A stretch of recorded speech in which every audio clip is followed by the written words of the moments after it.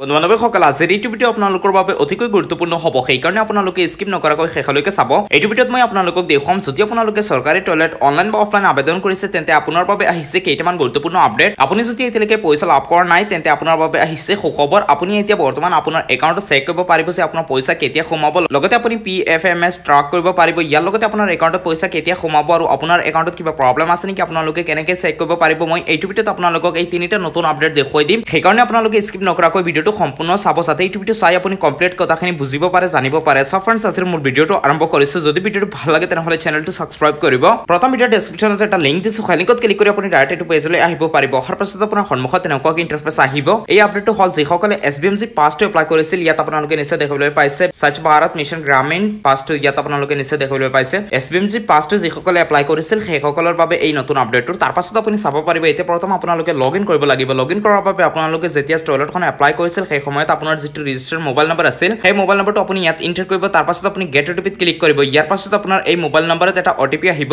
সেই OTP-টো আপুনি ইয়াত লিখিব ইয়াৰ পাছত এই ক্যাপচা কোডটো আপুনি তলৰ বক্সত লিখিব তাৰ পাছত ইয়াত দিছে সাইন ইন আপুনি সাইন ইনত ক্লিক কৰিব তাৰ পাছত আপোনাৰ সন্মুখত এনেকুৱা ইন্টাৰফেস আহিব আপুনি স্ক্ৰল ডাউন কৰি তলপিনে আহিব তলপিনে অহাৰ পাছত আপুনি চাব পাৰিব এতিয়া প্ৰথম আপুনি চাব পাৰিব ইয়াত দিছে সিলেক্ট ষ্টেট আপুনি ইয়াত ক্লিক কৰিব ইয়াত ক্লিক কৰাৰ পাছত আপুনি আসাম সিলেক্ট কৰিব আসাম সিলেক্ট কৰাৰ পাছত আপুনি ওয়েট কৰিব তাৰ পাছত আকৌ তলত আহিব তলত অহাৰ পাছত এতিয়া আপুনি চাব পাৰিব ইয়াত দিছে সিলেক্ট ডিস্ট্ৰিক্ট ইয়াত আপুনি ক্লিক কৰিব ইয়াত ক্লিক কৰাৰ পাছত ইয়াৰ পৰা আপুনি আপোনাৰ ডিস্ট্ৰিক্টৰ নাম উলিয়াই আপুনি আপোনাৰ ডিস্ট্ৰিক্টৰ নামত আপুনি ক্লিক কৰিব ডিস্ট্ৰিক্টৰ নাম সিলেক্ট কৰিব ডিস্ট্ৰিক্টৰ নাম সিলেক্ট কৰাৰ পাছত আকৌ তলত আহিব অহাৰ পাছত ইয়াত দিছে সিলেক্ট ব্লক ইয়াত আপুনি ক্লিক কৰিব ইয়াত ক্লিক কৰাৰ পাছত এতিয়া আপুনি কোনখন ব্লকত আপুনি বসবাস কৰে আপোনাৰ এৰিয়াৰ যিখন ব্লকৰ নাম হয় সেই ব্লকৰ নাম ইয়াৰ পৰা উলিয়াই আপুনি আপোনাৰ ব্লকৰ নামও সিলেক্ট কৰিব ব্লকৰ নাম সিলেক্ট কৰাৰ পাছত ইয়াত দিছে ভিউ ৰিপৰ্ট আপুনি ভিউ ৰিপৰ্টত ক্লিক কৰিব ইয়াত ক্লিক কৰাৰ পাছত আপুনি ওয়েট কৰিব তাৰ পাছত আপোনাৰ সন্মুখত এনেকুৱা ইন্টাৰফেস আহিব এতিয়া আপুনি প্ৰথম চাব পাৰিব ইয়াত দিছে জিপি নেম ইয়াত আপোনালোকে নিশ্চয় বুজি পাইছে গ্ৰাম পঞ্চায়ত নেম ইয়াৰ পাছত আপুনি তলপিনে আহিব অহাৰ পাছত ইয়াত আপুনি চাব পাৰিব আপোনাৰ ব্লকৰ এৰিয়াত যিমান পঞ্চায়ত আছে পঞ্চায়ত কেইটা নাম ইয়াত আহিছে ইয়াত আপোনালোকে নিশ্চয় দেখিবলৈ পাইছে তাৰ পাছত ইয়াত প্ৰথম আপুনি আপোনাৰ পঞ্চায়তৰ নামটো উলিয়াব পঞ্চায়তৰ নামটো উলিয়াৰ পাছত আপুনি ৰাইট সাইডত সুইপ কৰিব আপুনি ইয়াৰ পৰা ৰাইট সাইডত সুইপ কৰিব ৰাইট সাইডত সুইপ কৰাৰ পাছত আপুনি ওপৰত এটা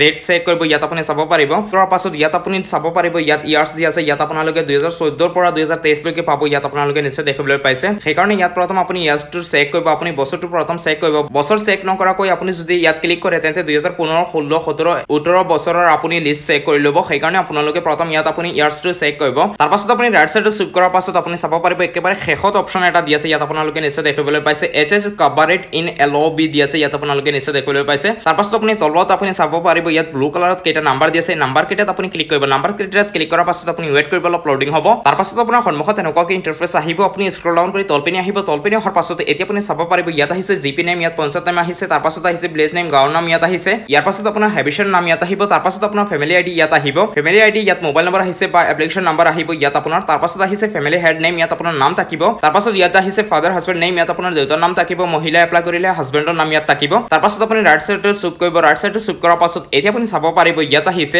is having toilet before survey ইয়াত আহিছে ন ইয়াত আপোনালোকে নিশ্চয় দেখিবলৈ পাইছে তাৰ পাছত কোৱা হৈছে যে ইজ কভাৰেড আফটাৰ সাৰ্ভে ইয়াত যিসকলৰ নাম অলৰেডি সাৰ্ভে কৰাৰ পাছত যিসকলৰ নাম অলৰেডি আপগ্ৰেড কৰি দিয়া হৈছে অফিচৰ ফালৰ পৰা সেইসকলৰ এই লিষ্ট হয় আৰু এই লিষ্টত যিসকলৰ নাম আছে সেইসকলে অতি সোনকালে পইচাখিনি লাভ কৰিব পাৰিব ইয়াত আপোনালোকে নিশ্চয় দেখিবলৈ পাইছে ইএসএস দি আছে সাৰ্ভে কৰাৰ পাছত যিসকলৰ নাম অফিচত আপগ্ৰেড কৰা হৈছে ডিস্ট্ৰিক্টৰ পৰা অফিচত আপগ্ৰেড কৰা হৈছে সেইসকলৰ এই নতুন লিষ্ট হয় ইয়াত আপোনালোকে নিশ্চয় দেখিবলৈ পাইছে সাৰ্ভাৰ পাছত ইএসএস দিয়া হৈছে ইয়াত আপোনালোকে নিশ্চয় দেখিবলৈ পাইছে এতিয়া যদি এই লিষ্টত আপুনি আপোনাৰ নামটো পাইছে তেন্তে আপুনি এতিয়া আপোনাৰ একাউণ্টত কেনেকৈ চেক কৰিব পাৰিব যে আপোনাৰ একাউণ্টত কিবা সমস্যা আছে নেকি যে এতিয়ালৈকে আপুনি পইচাখিনি পোৱা নাই এতিয়া মই আপোনালোকক দেখুৱাম চৰকাৰী টয়লেট আবেদন কৰাৰ সময়তে আপুনি যিখন একাউণ্ট দিছিল সেই একাউণ্টৰ আপুনি বেলেঞ্চ কেনেকৈ চেক কৰিব পাৰিব সেই একাউণ্টৰ পইচা আপুনি কেনেকৈ চেক কৰিব পাৰিব যে চৰকাৰী টয়লেটৰ পইচা ট্ৰান্সফাৰ হৈছে নেকি আপোনাৰ একাউণ্টত বা কিবা সমস্যা আছে নেকি আপুনি সম্পূৰ্ণ ডিটেইলছসমূহ চেক কৰিব পাৰিব একাউণ্টত পইচা সোমাইছে নেকি বা কিবা প্ৰব্লেমত পইচা অহা নাই নেকি আপুনি কমপ্লিট ডিটেইলছসমূহ আপোনাৰ চেক কৰাৰ বাবে ভিডিঅ' ডেসক্ৰিপচনত আৰু এটা লিংক দি আছে সেই লিংকত ক্লিক কৰি আপুনি ডাইৰেক্ট টু পেজলৈ আহিব পাৰিব অহাৰ পাছত আপুনি চাব পাৰিব ইয়াত দিছে পাব্লিক ফাইনান্সিয়েল মেনেজমেণ্ট সিস্টেম ইয়াত আপোনালোকে নিশ্চয় দেখিবলৈ পাইছে তাৰ পাছত আপুনি তলপিনে আহিব তলপিনে অহাৰ পাছত আপুনি চাব পাৰিব ইয়াত এটা অপচন দি আছে নাও ইউৰ পেমেণ্টছ দি আছে ইয়াত আপুনি ক্লিক কৰিব